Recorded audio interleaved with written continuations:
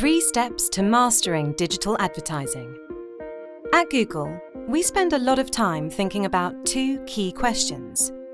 How do you make digital advertising more successful? And which Google Ads products can help you achieve your business goals? To try to answer these questions, we've developed 3 key steps. First off, you should use data to set goals that can be easily measured, go beyond what you would naturally achieve, and produce a positive return on investment.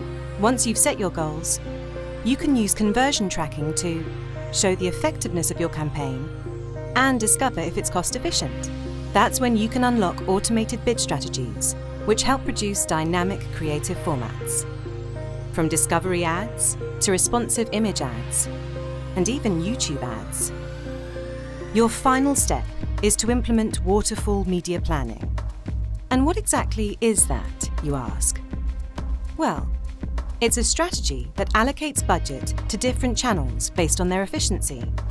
So your best performing channel receives the most funding. It's only when that channel is full does your next best begin to receive funds. And so on, until your CPA reaches its goal. Apply these 3 steps today and start your journey toward mastering digital advertising.